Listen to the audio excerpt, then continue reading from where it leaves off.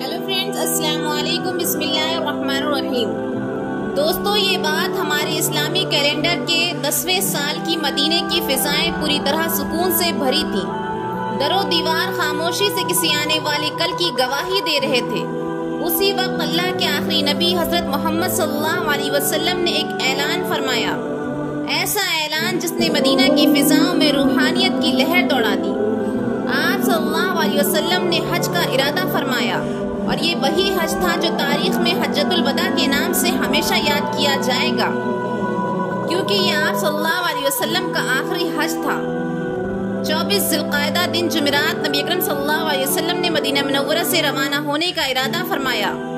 آپ صلی اللہ علیہ وسلم نے بڑے اہتمام سے بالوں میں کنگھی کی، سر میں تیل لگایا اور ظہر کی نماز مسجد میں ادا کی۔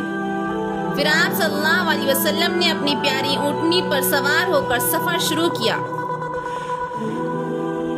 ایک سادہ سا قصابہ تھا جس کی قیمت صرف 4 درہم تھی، اور آپ صلی اللہ علیہ وسلم کے جسم مبارک پر ایک عام سی چادر تھی۔ کیا شان سادگی تھی، کیا عکس تھا ان کی عاجزی کا۔ جب آپ صلی اللہ علیہ وسلم نے احرام باندھا تو آسمانوں کے دروازے کھل گئے۔ آپ صلی اللہ علیہ وسلم نے ہاتھ اٹھائے اور ایک ایسی دعا فرمائی جو دل کو چھو جاتی ہے، اے اللہ، اس حج کو میرے لیے مقبول بنا دے، ایسا حج جس میں نہ دکھاوا ہو، نہ ریاکاری اور نہ ہی کوئی فریب۔ اس سفر میں آپ کے ساتھ اور آپ کی عظیم خاتونیں جو امہات المومنین کہلاتی ہیں، یعنی مومنوں کی مائیں، وہ 9 بیویاں اونٹوں کے اوپر سوار تھیں۔ قافلہ روانہ ہوا، ایمان سے لبریز دل، آنکھوں میں اللہ کے گھر کا تصور اور زبان پر لبیک اللہم لبیک کی گونج۔ راستے میں مقام ذی الحلیفہ میں نماز عصر ادا کی، پہلے سے احرام کی نیت کی گئی اور لبیک کی صدائیں فضا میں بلند ہوئی۔ روایت میں آتا ہے کہ جبریل اسلام تشریف لائے اور عرض کیا، یا رسول اللہ، اپنے صحابہ کو تلبیہ بلند آواز میں پڑھنے کا حکم دیجیے، کیونکہ یہی حج کا نعرہ ہے۔ تو آپ صلی اللہ علیہ وسلم نے صحابہ کو حکم فرمایا، اور پھر ایک ایسا روحانی منظر سامنے آیا، ہر طرف سے لبیک اللہم لبیک کی صدائیں اٹھنے لگی، گویا زمین اور آسمان اس نعرے کے حق سے گونج اٹھا۔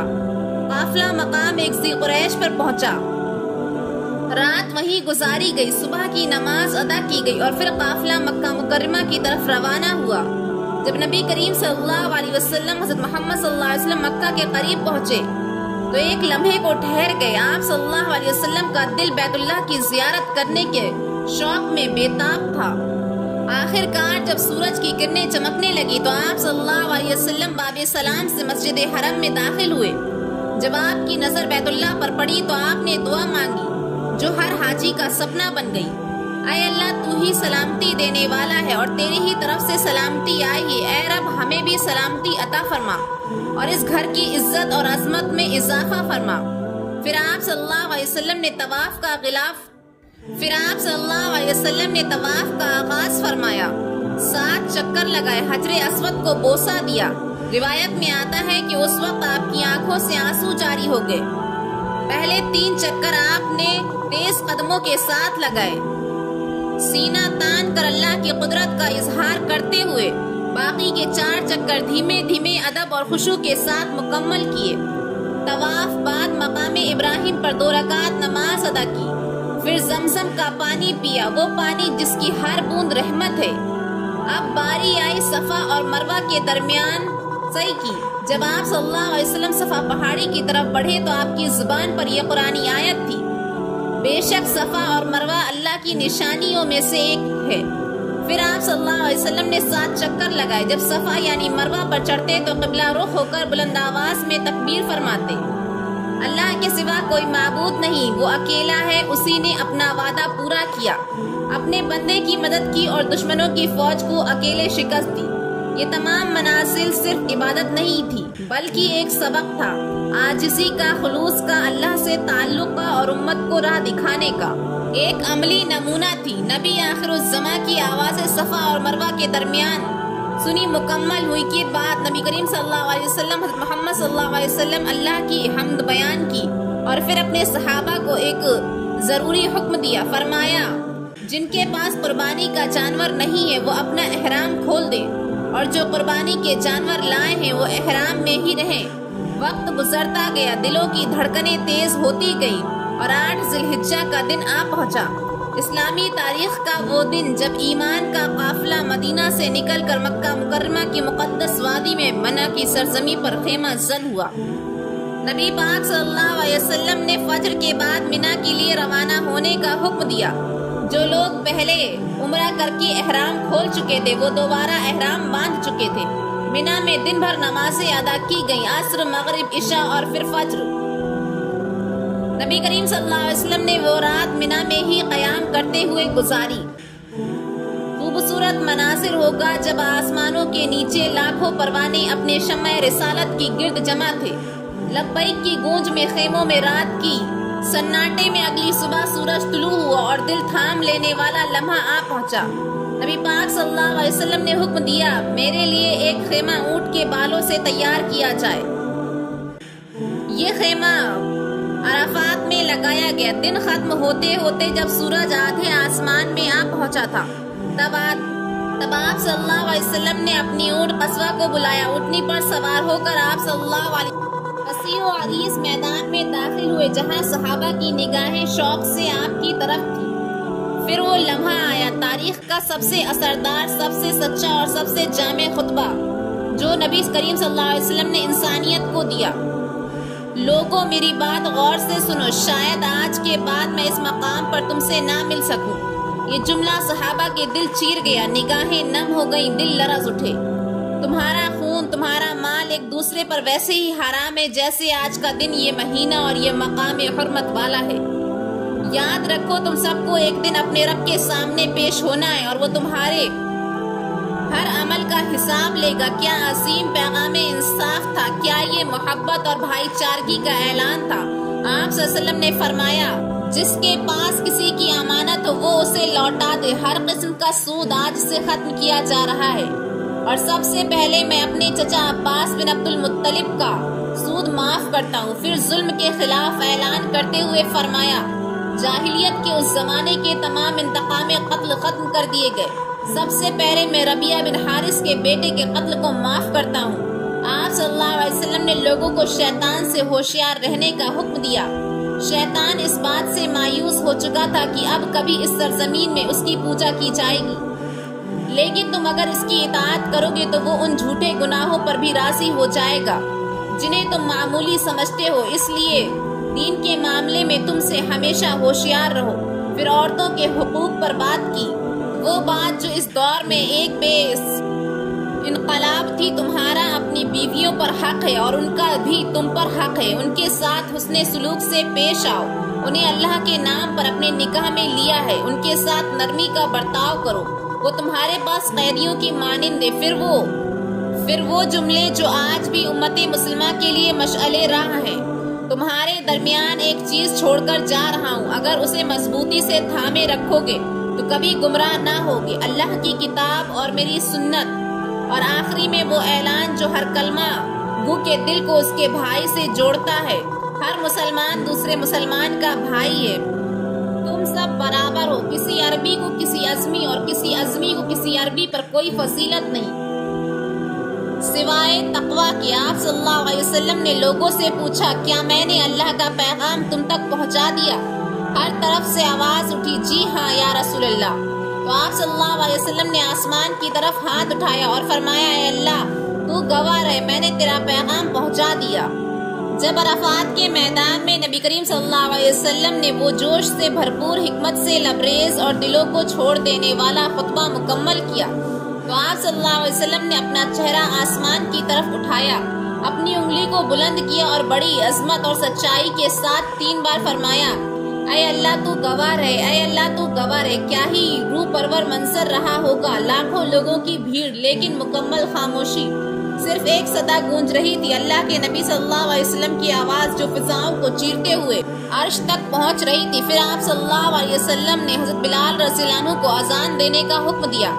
اذان کی صدائیں عرفات کی وادی میں گونج اٹھی، جیسے فرشتے کی اس لہجے سے ہم آواز ہو گئے۔ اس کے بعد ظہر اور عصر کی نمازیں ایک ساتھ ادا کی گئیں۔ 2 اذانیں نہیں دی گئی، بلکہ ایک اذان کے بعد 2 الگ الگ تکبیریں ہوئیں۔ اس عمل میں اس امت کے لیے ایک سبق تھا، اتحاد، ایکتا، سہولیت، انسان، طریقہ اور یکجہتی اور یونٹی۔ پھر ایک قافلہ نبی کریم صلی اللہ علیہ وسلم کے پاس آیا، چہرے پریشان، دل سوالوں سے بھرے ہوئے، کہنے لگے یا رسول اللہ حج کیسے کیا جاتا ہے؟ آپ صلی اللہ علیہ وسلم نے بہت نرمی اور محبت سے جواب دیا، الحج عرفہ، حج کا اصلی مطلب عرفات نہیں ٹھہرنا ہے، جو یہاں ٹھہر گیا اس کا حج مکمل ہے۔ آپ صلی اللہ علیہ وسلم نے فرمایا کہ پورا میدان عرفات وقوف کی جگہ ہے۔ پھر جب سورج ڈھلنے لگا تو آپ صلی اللہ علیہ وسلم نے مشعر الحرام یعنی مزدلفہ کی طرف سفر شروع کیا۔ آپ صلی اللہ علیہ وسلم کے ساتھ اس سفر میں حضرت اسامہ بن زید بھی تھے، جنہیں آپ صلی اللہ علیہ وسلم نے اپنی اونٹنی کے پیچھے سوار کیا۔ راستے میں آپ صلی اللہ علیہ وسلم بار بار لوگوں کو نرمی اور احتیاط سے چلنے کی تعلیم دیتے، جیسے ایک رحم دل باپ بچوں کی تربیت دے رہا ہوتا ہے۔ نرمی اختیار کرو، کوئی زخمی نہ ہو، کوئی تکلیف میں نہ پڑے۔ جب آپ صلی اللہ علیہ وسلم مزدلفہ پہنچے تو وہاں مغرب اور عشاء کی نماز میں عشاء کے وقت میں ادا کی گئی۔ پھر آپ صلی اللہ علیہ وسلم نے وہاں رات بتائی۔ زمین پر سادگی سے موجودگی اور عبادت کے ساتھ آپ نے اور بچوں اور کمزوروں کو اجازت دی کہ آدھی رات کے بعد منا کی طرف روانہ ہو جائیں، تاکہ رمی یعنی شیطان کو کنکریاں مارتے وقت بھیڑ بھاڑ سے بچ سکیں۔ فجر کے وقت روشنی سے پہلے حضور صلی اللہ علیہ وسلم نے مزدلفہ میں نماز ادا کی، پھر سورج نکلنے سے پہلے منا کی طرف روانہ ہو گئے۔ منا پہنچ کر آپ صلی اللہ علیہ وسلم جمرہ عقبہ یعنی بڑے شیطان کے پاس گئے اور وہاں 7 کنکریاں ماری۔ ہر کنکری کے ساتھ آپ صلی اللہ علیہ وسلم نے بلند آواز میں فرمایا اللہ اکبر۔ آپ اونٹنی پر سوار تھے، حضرت بلال رضی اللہ عنہ لگام تھامے ہوئے تھے اور حضرت اسامہ رضی اللہ عنہ کپڑے سے آپ کو سایہ کیے ہوئے تھے۔ یہ منظر کسی شاہی جلوس کا نہیں تھا، بلکہ عبادت، عزم، موجودگی اور بندگی کا سب سے اعلیٰ نمونہ تھا۔ پھر آپ صلی اللہ علیہ وسلم منا کی مقدس فضاؤں میں حضور صلی اللہ علیہ وسلم ایک اور خطبہ ادا فرمایا۔ آواز میں درد تھا، لہجے میں رحمت تھی اور جملوں میں امت کے لیے آخری وصیت چھپی تھی۔ اے لوگو سنو، تمہارا خون، تمہارا مال، تمہاری عزت ایک دوسرے پر ویسے ہی حرام ہے جیسے آج کا دن۔ یہ منا اور یہ شہر مقدس سے آپ صلی اللہ علیہ وسلم نے یہ الفاظ کئی بار دہرائے تاکہ یہ بات لوگوں کے دلوں میں اتر جائے۔ پھر آپ صلی اللہ علیہ وسلم نے فرمایا کیا میں نے تم تک اللہ کا پیغام پہنچا دیا؟ لوگوں نے ایک آواز میں کہا جی ہاں یا رسول اللہ۔ آپ صلی اللہ علیہ وسلم نے حق ادا کر دیا۔ آپ صلی اللہ علیہ وسلم نے فرمایا اب جو یہاں موجود ہیں ان تک یہ بات پہنچا دے اور جو یہاں موجود نہیں ہے ان تک بھی یہ بات پہنچ جائے۔ پھر آپ صلی اللہ علیہ وسلم نے ایک دردناک جملہ فرمایا، میرے بعد کفر کے اندھیروں میں نہ لوٹ جانا کہ ایک دوسرے کی گردنیں مارنے لگو، اور آخر میں فرمایا لوگوں مجھ سے حج کے ارکان سیکھ لو، کیونکہ ہو سکتا ہے کہ ان کے بعد میں تمہارے درمیان نہ رہوں۔ دل کی دھڑکنیں تھم گئیں، وقت ٹھہر سا گیا، صحابہ کے دل رو رہے تھے، آنکھوں سے آنسو جاری تھے، کیونکہ وہ سمجھ چکے تھے کہ اب جدائی کا وقت قریب ہے۔ اور واقعی ایسا ہی ہوا۔ حج کے صرف 3 مہینے بعد نبی کریم صلی اللہ علیہ وسلم اس دنیا سے پردہ فرما گئے۔ یہ حج صرف ایک حج نہیں تھا، یہ حجۃ الوداع تھا، ایک آخری سلام تھا، رحمت العالم کا آخری پیغام، یہ رحمت عالم صلی اللہ علیہ وسلم کا آخری پیغام تھا۔ یہ ایک امت کے لیے وصیت تھی، رہنمائی تھی اور ایک ایسی روشنی تھی جو قیامت تک چمکتی رہے گی۔ پیارے دوستوں، عرفات اور مزدلفہ کے روحانی لمحوں کے بعد منا کے میدان میں ایک اور منظر تھا، قربانی کا، محبت کا، شکر گزاری کا اور اللہ کے حضور اطاعت کا۔ نبی رحمت منا میں قربانی کی جگہ تشریف لائے، وہاں آپ صلی اللہ علیہ وسلم نے 63 اونٹ اپنے مبارک ہاتھوں سے ذبح فرمائے۔ کیا منظر رہا ہوگا! ہر اونٹ گویا آپ صلی اللہ علیہ وسلم کی زندگی کی ایک سال کی یاد بن کر اللہ کے حضور قربان ہو رہا تھا۔ یہ جانور مدینہ سے خالص طور پر لائے گئے تھے اور آپ صلی اللہ علیہ وسلم نے ان میں سے کچھ کا گوشت پکوا کر خود بھی تناول فرمایا، شکر ادا کیا اور امت کے لیے ایک سنت قائم کی۔ باقی 72 اونٹ حضرت علی رضی اللہ عنہ نے قربان کیے۔ کل 100 اونٹ اللہ کی راہ میں قربان کیے گئے۔ آپ صلی اللہ علیہ وسلم نے گوشت اور باقی چیزوں کو لوگوں میں تقسیم کرنے کا حکم فرمایا، کوئی محروم نہ رہ سکے، حصہ ملے، سب خوش ہوں۔ یاد رکھو منا کا پورا علاقہ قربانی کے لیے مقرر ہے، جہاں بھی قربانی کی جائے وہ مقبول ہے۔ قربانی کے بعد وہ لمحات آئے جو تاریخ میں سنہرے الفاظ میں محفوظ ہو گئے۔ نبی کریم صلی اللہ علیہ وسلم نے اپنا سر مبارک منڈوایا، بال زمین پر گرتے تو صحابہ کرام رضی اللہ عنہ جھک جھک کر انہیں جمع کرتے، کوئی آنکھوں سے لگاتا، کوئی دل سے، کوئی اپنے کفن میں رکھنے کے لیے محفوظ کرتا۔ آپ صلی اللہ علیہ وسلم نے اس موقع پر دعا کی، اے اللہ سر منڈوانے والوں کی مغفرت فرما۔ حضرت عائشہ رضی اللہ عنہ نے آپ صلی اللہ علیہ وسلم کو خوشبو لگائی، گویا آخری حج کا ہر لمحہ خوشبو میں بس گیا ہو۔ پھر نبی اکرم صلی اللہ علیہ وسلم مکہ مکرمہ کی طرف روانہ ہوئے۔ وہاں پہنچ کر سب سے پہلا کام جو کیا وہ تھا طواف افاقہ۔ یہ حج کا طواف فرض، اس کے بغیر حج مکمل نہیں ہوتا۔ آپ صلی اللہ علیہ وسلم نے طواف مکمل کیا، زمزم سے پانی پیا اور کچھ پانی اپنے سر پر بھی چھڑکا، گویا جسم کو بھی پاک کیا اور روح کو بھی۔ پھر دوبارہ مینا واپس تشریف لے گئے اور وہاں پر ظہر کی نماز ادا فرمائی۔ مینا میں آپ صلی اللہ علیہ وسلم نے 3 دن قیام فرمایا اور ان تینوں دنوں میں آپ صلی اللہ علیہ وسلم نے جمرہ یعنی تینوں شیطانوں کے ساتھ ساتھ کنکریاں ماری۔ یہ رمی کنکریاں محض پتھر نہیں تھی، یہ اطاعت کی نشانی تھی، یہ اعلان تھا شیطان کو ٹھوکر مارنے کا۔ پھر مینا کا قیام مکمل ہوا، نبی کریم صلی اللہ علیہ وسلم دوبارہ مکہ واپس تشریف لائے۔ آپ صلی اللہ علیہ وسلم نے صحابہ کرام کو ایک اور حکم دیا، ایسا حکم جو ہر حاجی کے لیے ایک آخری سبق ہے۔ لوگوں اپنے وطن لوٹنے سے پہلے بیت اللہ کا طواف کر لو۔ یہ طواف وداع کہلاتا ہے۔ الوداع طواف وہ لمحہ جب دل بیت اللہ سے جدا ہونے کو تیار نہیں ہوتا، آنکھیں بار بار مڑتی ہیں اور لبوں پر صرف ایک ہی دعا ہوتی ہے، اے اللہ ہمیں پھر بلانا۔ پیارے دوستو، یہ تھا نبی آخر الزماں کا پہلا اور آخری حج، حجۃ الوداع، ایک ایسا حج جس میں ہر قدم میں سنت بن گئی۔ اللہ تعالیٰ سے دعا ہے کہ وہ مجھے اور آپ کو بار بار حج بیت اللہ نصیب فرمائے۔ اگر آپ کو ویڈیو پسند آئی ہو تو پلیز ہمارے چینل کو لائک اینڈ سبسکرائب کیجیے گا اور ضرور زیادہ سے زیادہ شیئر کیجیے گا۔ اللہ حافظ۔